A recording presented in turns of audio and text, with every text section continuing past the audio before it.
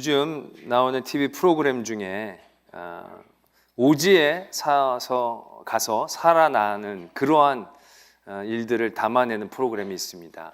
뭐 아시죠? 네. 그런 오지에 가서 연예인들이 가서 이제 몇 박 며칠씩 살면서 거기서 이제 사는 모습들을 이제 화면에 담죠. 제가 그걸 저는 가끔씩 한번 틀 때마다 이게 보이게 되면 보는데요. 참 재미가 저는 별로 없더라고요, 처음에는. 왜냐하면 다 똑같아요. 장소와 사람만 다르지. 아침에 일어나면 먹을 거 찾으러 갑니다. 그리고 먹을 거 구해오면 그냥 먹고 잡니다. 그 다음날 아침에 또 일어나면 또 먹을 거 찾으러 가서 먹을 거 가지고 오면 또 먹고 자고. 그러니까 다들 그 과정 가운데서 일어나는 일들을 담아내고 있지 다 똑같다는 거죠. 일어나면 먹을 거 찾으러 가고 갖고 와서 해먹고 자고 또 먹을 거 찾으러 가고 해먹고 자고. 그게 뭔가 싶은 거예요. 그런 걸 자꾸 왜 보는가 싶다라는 거죠. 그러면서 우리의 삶을 한번 되돌아보게 됩니다. 참 저거 단순하고 너무 재미없겠다라는 생각을 하게 되지만 우리의 삶을 놓고 비교해 볼 때 그러한 삶도 괜찮겠다라는 생각도 하게 되어진다라는 것이죠. 그 프로그램 중에서 그쪽 지형 지물에 대한 역사와 전통을 알아보거나 그 자연을 깊이 찬양하거나 노래하거나 형이상학적인 걸 하는 적은 없었죠.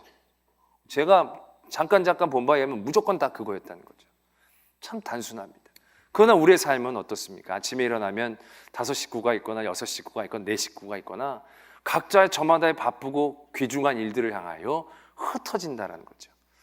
저희 집만 해도 그렇습니다. 제가 새벽에 일어나서 오면 다 자고 있을 때 일어날 때 먼저 출발하죠. 그리고 어쩌다 보면 집에 들어가면 다 자고 있습니다. 그럼 이게 뭐지? 라는 생각을 하게 될 때가 있어요. 나 여기 왜 왔지? 라는 생각들을 할 때가 있다는 것이죠. 가끔 또 아이들 학교 갈 때 가서 아이들 등교를 도와주려고 가다 보면 그것도 그냥 별 의미가 없는 정신없이 자기네들 거 하다가 자기 시간 맞춰 나가고 자기 거 하다가 또 나간다는 거죠.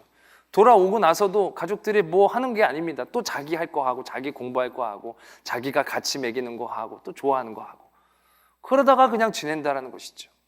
그러나 그 오지에서 사는 생활을 보면요, 함께 일어나서 함께 먹을 거 우르르 구하러 갑니다. 그리고 우르르 돌아다니다가 또 우르르 모여가지고 또 우르르 같이 해먹어요. 그리고 우르르 자요. 되게 단순한데도 꽤 재밌어 보이고 가치가 더 있어 보이는 느낌을 받게 된다는 것이죠.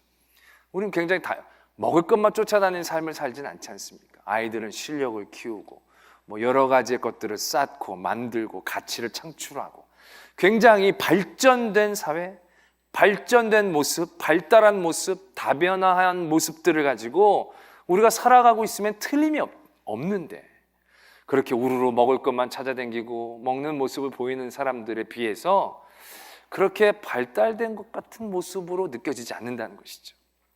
그 사람들을 보면 별거 아닌 거 가지고 결국 해가지고 어디서 주워오고 잡아온 거 가지고 이렇게 구워 먹고 데쳐 먹고 삶아 먹고 다 그런 거예요. 하나 먹는데 이러면서 난리 법석을 피운다는 거죠. 물론 화면에 잘 잡히고 편집 안 당하려고 그런 반응을 보인 것이기도 하겠지만 늘 먹는 거 그것도 제대로 간하거나 그럴 수 있는 것도 아닌데 그거 하나 먹는 거 가지고 그렇게 기뻐하고 좋아하는데 우리의 삶은 정말로 좋고 아름다운 것들을 마냥 누리고 경험하면서도 그런 감동의 표현들을 잘 하지 못한다는 것이죠. 여러분들은 하루의 삶 가운데서 언제 이러는 경우가 몇 번이나 있습니까? 아침 먹으면서 양치질하면서 치약 맛 보면 이 치약 시원하고 이러지 않잖아요. 회사를 마치고 돌아오는 남편의 얼굴을 보면서 반가워 이런 거 잘 않지 않습니까? 그냥 다 이 정도지. 굉장히 발달하고 발전되고 여러 가지의 가치를 창출하며 살아나가고 있는 삶을 우리가 살고 있음에도 불구하고 그냥 아침에 일어나서 우르르 갔다가 먹을 거 구해서 그냥 먹을 거 우르르 구해서 오는 그 삶보다도 못한 느낌을 받게 되어지는 것은 무슨 이유 때문일까라는 것이죠. 여러분들도 얼마나 많은 것들을 쫓아가고 만들어내고 이루려고 바쁘게 살아나가십니까? 그냥 먹는 것만 매이지 않지 않습니까? 먹는 게 다가 아니죠. 이제는 먹어도 건강하게 먹어야 되고 맛있게 먹어야 되고 살 안 찌고 먹어야 되고 뭐 그렇잖아요. 또 그냥 먹는 것만이 다 아니죠. 아름답게도 꾸며야 되죠. 그래서 여러 가지로 관리하느라고 바쁘신 분들이 얼마나 많아요. 애들도 그냥 먹는 게 아니라 앞으로 뭘 하고 살아야 될지를 쌓기 위해서 공부하고 힘쓰고 애쓰고 참으로 많은 것들을 그들이 누리고 하고 있지만 그렇게 복되게 보이지도 그렇게 행복해 보이지도 않는 이유는 뭘까라는 것이지요. 우리가 최초의 인류를 생각해 봅니다. 아담과 하와가 에덴 동산에서 살았습니다. 다들 에덴 동산 그러면 참 좋은 동산이라고 생각하죠. 왜? 뭐 부족함이 없는 그러한 동산일 터이니까 에덴 동산에서 사는 것이 다 꿈처럼 생각할 수 있을 것입니다. 아담과 하와가 거기 살았습니다. 근데 이 아담과 하와가 거기에서 살다가 뭐 아무 생각 없이 살 수 있었죠. 그냥 아침에 일어나면 있는 거 따먹고 그냥 또 주워 먹고 캐먹고 그리고 뭐 동물들하고 같이 놀다가 남편하고 아내랑 그냥 룰루랄라 얼마나 재밌고 즐거웠겠습니까? 그러다가 그들에게 있어서 또 다른 가치가 생겨나게 됐다는 것이죠. 또 다른 가치에 관심을 갖게 되었다는 것입니다. 또 다른 무엇인가를 쫓아가고 싶어하는 마음이 생겼다는 것이죠. 세상은 그것을 발전, 발명, 발달이라고 얘기할 수 있겠지만 성경은 그것을 죄라고 얘기하고 있다는 것입니다. 하와는 아무 생각 없이 즐겁게 살고 있었는데 어느 날 뱀이 그에게 새로운 가치를 얘기합니다. 너 다 먹을 수 있냐? 다 먹을 수 있는데 선악과는 먹지 못하게 하셨다. 왜 선악과는 못 먹게 하셨을까? 너희가 선악과를 먹으면 하나님처럼 지혜롭게 될까 봐 먹지 못하게 하시는 거야. 하와가 그 말을 듣고 새로운 가치를 만들어낸 겁니다. 그게 그에게 필요한 가치가 아니었습니다. 그냥 그는 지금 사는 것만으로도 충분히 지혜롭고 충분히 아름답고 충분히 건강하고 온전한 삶의 모습, 에덴 동산의 모습이었다라는 것이죠. 그러나 하와에게는 지혜롭게 할 만큼 탐스러움이라는 또 다른 가치가 생겨났다는 것이죠. 어떻게 보면 깨어난 거고 발견되어진 거고 발전되어진 것처럼 보여지지만 그걸 죄라고 적고 있다는 것이죠. 필요 없는 것인데도 필요한 것처럼 우리의 삶이 단순함에서 복잡함으로 넘어가는 과정이 어떻게 보면 죄된 과정이다라는 것을 깨달을 수 있어야 한다는 것이지요. 이스라엘 민족이 광야에서 단순하게 살았습니다. 그냥 만나 먹고 메추라기 먹고 가라 그러면 가고 서라 그러면 섭니다. 뭐 점심 뭐 먹을까 저녁 뭐 먹을까 그런 고민할 필요도 없습니다. 그냥 만나로 구워 먹고 데쳐 먹고 삶아 먹고 그러면 되는 거지. 그러다가 그들이 가나안 땅에 들어가기에 앞서서 정탐꾼을 보냅니다. 그리고 많은 정보들을 가지고 오게 합니다. 그들에게 가나안 땅에 들어가기 위해서 필요한 가치라면 가치일까? 지혜라면 지혜일까? 그건 하나님 한 분 잘 믿고 가라는 대로만 가면 되는 가치였을 뿐인데 그들은 더 많은 정보를 원했다는 거죠. 그리고 그 정보를 그들이 얻게 되었습니다. 그리고 그들의 생각들이 복잡해지기 시작했다는 거죠. 어디로부터 가야 될지, 어디서부터 해야 될지, 그들과 어떻게 싸워야 될지 그들의 삶을 복잡하게 만드는 그 순간 그들에게 찾아온 건 절망이었습니다. 고통이었습니다. 그들은 우리보다 크다. 그들은 우리보다 강하다. 그들은 우리보다 조직적이다. 우리는 그들과 싸워 이길 수 없다. 왜 우리를 여기까지 끌고 왔느냐? 왜 우리를 여기서 죽게 해야 했느냐까지 그들의 절망은 이어지게 된다는 것이지요. 그들은 더 많은 사회를 보고 사는 모습을 보았습니다.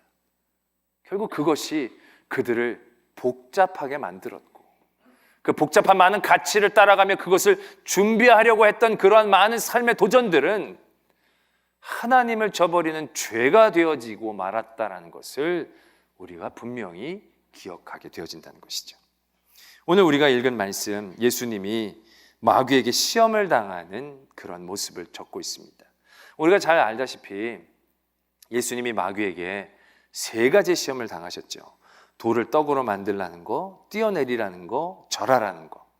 이 3가지 시험을 예수님에게 마귀가 하면서 마귀가 썼던 굉장히 공통점인 한 가지의 어법이 있습니다. 그게 바로 뭐냐면요, 예수님에게 돌을 떡으로 만들려고 하라고 할 때에 이렇게 얘기합니다.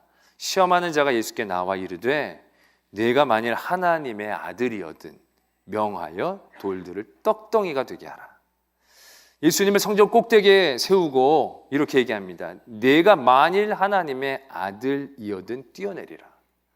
예수님을 높은 산 위에 올라가게 한 다음에 천하 만국과 영광을 보여주며 이렇게 말합니다. 만일 내가 엎드려 경배하면, 만이라는 조건적인 얘기들을 붙이며 예수님을 시험하고 있다는 점에 주목해야 한다는 것이죠. 마귀는 예수님이 이 땅에 내려오셔서 이제 공생애를 시작하며 하나님의 사역들을 감당하려고 할 때에 또 다른 필요한 조건들을 상기시키고 있다는 것이죠. 이것이 필요하지 않겠냐? 이것이 너에게 있으면 좋지 않겠냐? 이것이 있어야 더 잘 되지 않겠느냐라는 구조로 예수님을 몰아가고 있다는 것입니다. 너 돌을 떡으로 만드는 거 나쁘지 않잖아요. 가난한 사람들, 배고픈 사람들이 그때도 많았는데 예수님이 돌을 떡으로 만드시는 사역을 하셔도 크게 문제가 될 것 같아 보이지 않습니다. 그러나 예수님이 이 땅에 오셔서 하시는 사역들은 배불리 먹여주는 사역이 아니었던 거지요. 하나님의 복음의 말씀을 전하고 하나님의 임하심을 선포하고 대속 제물이 되어 주셔서 우리의 죄를 사해 주시는 그 핵심적인 사역 가운데에 집중하고 계셨다는 거죠. 그런데 마귀는 그 일들을 복잡하게 만들죠. 이것까지 하면 좋지 않겠느냐. 그러나 예수님에게 있어서 돌을 떡으로 만드는 사역 하면 좋지만 꼭 필요한 게 아니었다는 것이지요. 예수님이 뛰어내리면 천사들이 예수님을 딱 받쳐주는 거, 그러한 증거 하나 더 갖고 있으면 앞으로 예수님이 하나님의 사역들을 할 때 얼마나 많이 도움이 되겠습니까?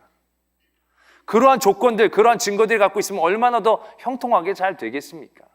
예수님이 마귀에게 절을 한번 하면 섬기겠다는 것도 아니고 그냥 한 번만 딱 숙여주면 천하 만국과 영광을 다 주는데, 그러면 그거 이미 얻고 사역을 시작하면 더 수월하게 사역이 시작될 수 있을 것 같아 보이지 않느냐라는 것이죠. 마귀는 그런 조건들을 더 갖다 붙인다는 것이죠. 이것이 있으면 좋지 않겠냐, 저것이 있으면 더 좋지 않겠냐, 이것이 있으면 더 괜찮지 않겠냐. 다 일리가 있고 타당한 얘기입니다. 그러나 예수님은 그러한 마귀의 시험을 이기십니다. 예수님이 마귀의 시험을 이기는 방법은 단순화시키고 있다는 것입니다. 예수님의 사역에 집중하고 있다는 것입니다. 물론 돌을 떡으로 바꾸는 능력이 있으면 더 좋지만 예수님은 이렇게 얘기하시죠. 사람이 떡으로만 사는 게 아니다. 말씀으로 산다라는 거죠. 떡도 있어도 좋고 다 있어도 좋지만 그런 것들을 다 붙여야겠다, 더 해야겠다라는 데 신경을 빼앗기시는 게 아니라요, 더 집중한다는 겁니다. 하나님의 말씀만으로 산다는 것이죠. 하나님 시험하지 말라라는 거예요. 그렇게 받쳐주는 증거 있고 천사 같이 있으면 좋지만 내게 있는 믿음, 이미 이러한 믿음으로 충분한 것이죠. 하나님을 더 이상 시험할 필요가 없고 하나님의 더 이상 큰 증거가 내게 있을 필요가 없는 거지. 이미 나에게 주신 하나님의 보내신 그 뜻과 중심에 집중하고 단순화시키고 있다는 것이지. 나에게 저라면 다 준다. 그거 있으면 편하겠죠. 잘 되겠죠. 그러나 예수님은 자신의 삶을 단순화시킵니다. 하나님께 경배하고 다만 그를 섬기겠다. 믿는다는 건요, 우리의 삶을 단순화시키는 과정을 의미하는 것입니다. 우리의 믿음이 성장한다는 것은요, 여러 가지 다 붙잡고 있었던 것들을 내려놓고 포기하며 온전히 하나님 한 분만을 붙잡게 되어지는 과정을 의미하고 있다는 것입니다. 욥이 엄청난 시험을 당했잖아요. 재산도 다 뺏기고 자녀도 다 죽었어요. 얼마나 충격적인 일입니까? 그 자리에서 뭘 어떻게 할 수 있겠습니까? 어디서부터 어떻게 해결을 해야 될지 알 수가 없지요. 무엇이 지혜인지 무엇이 잘하는 현명한 건지 알 수가 없지요. 해결할 수가 없습니다. 나에게 왜 이런 일이?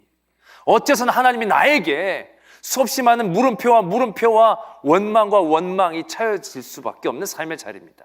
근데 욥은요, 한 방에 해결합니다. 그 감당할 수 없는 삶의 자리를요, 딱 한 방에 해결합니다. 주신 분도 하나님이시고 취하신 분도 하나님이시다라는 거죠. 그는 그의 삶을 단순화시킵니다. 복잡한 이유 이런 거 따지지 않습니다. 내가 모태에서 적신으로 태어나서 이 모든 것들이 하나님이 주신 것인데 하나님이 가져가신다고 해도 그게 뭐 큰 문제가 되겠느냐는 거죠. 그러한 단순함이 욥의 힘이었다라는 것을 우리는 알아야 합니다. 야곱이 그가 그의 삶을 영위해 가기 위해 둘째로 태어났던 모든 그런 열등감에서 장자권도 사야 되고 축복권도 뺏어야 되고 거기에 집착하며 살았습니다. 그래서 그 모든 길 가운데에서 그건 그것들을 얻어냈습니다. 그러나 그가 샀던 장자권과 속여서 빼앗던 축복권으로 그가 얻어낸 게 뭐가 있습니까? 쫓겨났을 뿐입니다. 결국 그의 과정은 장자권과 축복권을 얻어내는 과정이 아니었습니다. 세상의 많은 것들이 내게 충족되어지고 그것들이 있어야 될 것 같은 그런 삶의 자리에서 그러한 것들의 의미를 내려놓고 하나님 한 분에게로 달려가는 것이 가장 귀한 은혜이고 복임을 깨닫는 것, 그것이 야곱의 여정이었다라는 것입니다. 우리의 믿음의 사람들에게 있어서 복이 무엇입니까? 시편 1편도 늘 그걸 얘기하고 있지 않습니까? 복 있는 사람이 어떤 사람이냐? 우리는 어떤 길에 들어서야 복이 있다고 생각하죠. 학교에 합격하고 어떤 자리에 앉고 죄인의 길에 서지 않고 오만한 자리에 앉지 않는 겁니다. 복은 굉장히 단순합니다. 자리나 길에 대한 얘기가 아니다라는 얘기죠. 주야로 하나님의 말씀을 묵상하는 자로다. 그게 복 있는 사람의 얘기의 전부다라는 것입니다. 뭔가를 많이 갖고 취하고 높아지는 얘기가 아니고요. 그냥 내 안에 나의 삶을 얼마나 하나님 앞에서 단순화시키느냐, 나의 삶의 기준이 이것도 해야 되고 저것도 해야 되고 이것도 얻어야 되고 저기도 가야 되는 것이 아니고 그 모든 것들을 다 뭉뚱그려서 하나님 앞에서 합당한가, 하나님이 기뻐하시는가, 하나님이 좋아하시는가, 하나님이 어떻게 생각하시는가로 판단하고 결정할 수 있는 것이 복된 사람의 모습이다라는 얘기죠. 아브라함과 롯이 땅을 정할 때도 롯은 여러 가지로 판단하고 재보죠. 여기로 갈까 저기로 갈까. 그러니까 여기 물도 있고 사람도 많이 살고 비옥한 땅이니까 그쪽을 정했죠. 그러나 아브라함은 그 롯의 결정에 대하여 전혀 마음이 쓰이지 않습니다. 아유, 내가 먼저 택할 건데 저 자식이 먼저 택했네, 이러지 않습니다. 왜? 상관없거든요. 왜? 아브라함에게 있어서는 판단의 기준이 단순합니다. 하나님이 함께 하시면 되는 거지. 물이 있으면 무슨 소용이 있고 비옥하면 무슨 소용이 있고 사람들이 많이 살면 무슨 소용이 있냐는 거죠. 물이 많아도 마르는 건 순식간인 것이고 비옥해도 황토해지는 건 순식간인 것이고 사람이 많아도 그 죄된 사람 때문에 자기가 딸려가는 것도 순식간이지. 기준이 딱 하나님 한 분으로 단순화시켰을 때의 아브라함의 결정은 너무나도 쉽고 당연하게 이루어질 수 있었다라는 것이죠. 그게 아브라함의 복이 되어진다라는 것입니다. 지난 주간에 총회가 있었습니다. 그래서 여러 목사님들을 제가 만나서 얘기를 하는 그런 기회를 얻었는데 그분들과 얘기를 할 때 그렇게 많이 얘기를 하셨습니다. 왜 이렇게 다들 피곤해 보이냐는 거죠. 목사님들이 왜 이렇게 지쳐 보이냐는 거예요. 다들 스트레스가 왜 이렇게 많냐는 거죠. 우리가 하나님의 일을 하면 즐겁고 기뻐야 되는데 즐거움과 기쁨으로 막 가득 차 있는 그런 행복한 표정의 목사님들이 그렇게 많지 않더라고요. 다들 막 쪄들어가지고 막 그러는 거예요. 우리가 이유를 분석해 봤어요. 그랬더니 다들 부흥에 대한 스트레스를 갖고 있는 거예요. 빨리 부흥, 많이 부흥하는 것에 대한 스트레스, 또 사람들을 변화시키는 것에 대한 부담감들을 갖고 있는 거예요. 그러니까 완벽한 목사가 되기 위한 부담감들을 모두가 다 갖고 있는 거예요. 완벽한 목사로서, 완벽한 남편으로서, 완벽한 아버지로서, 모든 자식들에게도 잘하고 아내에게도 잘하고 교인들에게도 잘하는 그런 목사에 대한 어떠한 그러한 일들을 마음속에 품고 있다는 것이죠. 그러면서 쭉 얘기를 나눴어요. 과연 무엇이 좋은 목사인가? 어떠한 목사가 훌륭한 목사인가? 그런 가운데 결론은 딱 한 가지였어요. 교회를 부흥시키는 목사가 훌륭한 목사 아니다라는 겁니다. 교인한테도 잘하고 자녀한테도 잘하고 아내한테도 잘하는 목사, 물론 그런 목사 없지만 그런 목사도 훌륭한 목사 아니다라는 겁니다. 결국 좋은 목사는 뭐냐는 거죠. 여러 가지의 많은 조건들, 할 수 있는 능력들, 달란트들, 영적인 은사들, 지성 이런 게 아니었다는 거죠. 하나님 앞에 얼마나 잘하냐는 거죠. 하나님 앞에 얼마나 그거 행복해 할 수 있냐는 거죠. 하나님 한 분만으로 얼마나 만족할 수 있냐는 것이죠. 시편의 기자가 여호와가 나의 목자니 부족함이 없다라고 고백할 수 있는 그 중심 안에는 주밖에는 나의 복이 없다라는 단순함이 있었기 때문에 그런 고백이 이루어질 수 있었듯이 하나님 한 분만으로 만족한다면 교인이 10명이건 20명이건 100명이건 그것이 나의 행복과 무슨 상관이 있겠냐는 것이죠. 예수님도 12명 했어요. 12명 이상의 교인만 있어도 우리는 너무나도 과분한 것인데도 우리는 교회의 교인들의 모습들, 예수님도 결국 가룟 데 때문에 배신당했잖아요. 제대로 훈련 못 시켰잖아요. 그런데도 우리는 교인들이 넘어지는 것 때문에 내가 같이 넘어지고 같이 아파하고, 그럴 필요가 뭐가 있냐는 거예요. 하나님이 우리더러 완벽하라고 언제 얘기했냐는 거예요. 하나님이 우리더러 교회 부흥시키라고 언제 얘기했냐는 거죠. 언제 우리들을 빨리 달려가라고 언제 우리들을 미셨냐는 거죠. 하나님이 미신 건 아무것도 없는 겁니다. 세상이 우리를 그렇게 밀어버린 거죠. 세상의 발전과 발달과 발명들이 우리들을 삶에서 여러 가지 가치관들을 덕지덕지 붙이게 한다는 것이죠. 삶이 복되고 하나님 앞에서 행복한 많은 조건들이 하나님 앞에서만 온전히 있으면 되는데 복잡하게 여러 가지를 만든다는 것이죠. 몸 하나 건강한 것만으로는 만족 안 합니다. 잘 먹는 걸로는 만족 안 합니다. 몸도 건강해야 되고 잘 먹어야 되고 말라야 되고 애들도 공부 잘해야 되고 남편도 아내도 잘 만나야 되고 만 가지로, 수만 가지로 다 만족하려고 하니 그 삶 자체가 무슨 의미가 있겠냐는 거예요. 행복이라는 게 과연 있겠냐는 거예요. 가치관이 넓어질수록 우린 그 넓어진 가치관들, 우리가 취하려는 많은 그것들이 사단이 하와에게 유혹했던 그 선악과의 열매를 따먹는 이유가 아닌지 생각해 보아야 한다는 것이죠. 결국 우리의 믿음의 과정들은 그런 것들을 버려야 된다는 것입니다. 게으르게 살라는 얘기가 아니라 우리가 딱 쫓아가고 집착했던 그 모든 것들이 과연 그럴 만한 가치가 있는 것인가를 다시 한번 깨달아야 한다는 것이죠. 여러분들 여러 가지 건강하고 예뻐지고 많이 갖고 취하고, 그것이 여러분들의 삶을 얼마나 윤택하고 복되게 만들어질 수 있겠습니까? 여러분들이 취한 것에 여러분들이 눌리지 않습니까? 빨리 달려간 것 때문에 사람들에게 손가락질 받지 않습니까? 많이 취한 것으로 여러분들이 더 괴로워하고 무거워지진 않습니까? 하나님의 사람들은요, 그 모든 것들을 단순하게 만들어 버린다는 거죠. 사도 바울이 얼마나 많이 배웠습니까? 얼마나 좋은 가문입니까? 그러나 사도 바울이 믿음을 얻은 후에 그것을 무엇이라고 표현합니까? 배설물과도 같이 여겼다는 겁니다.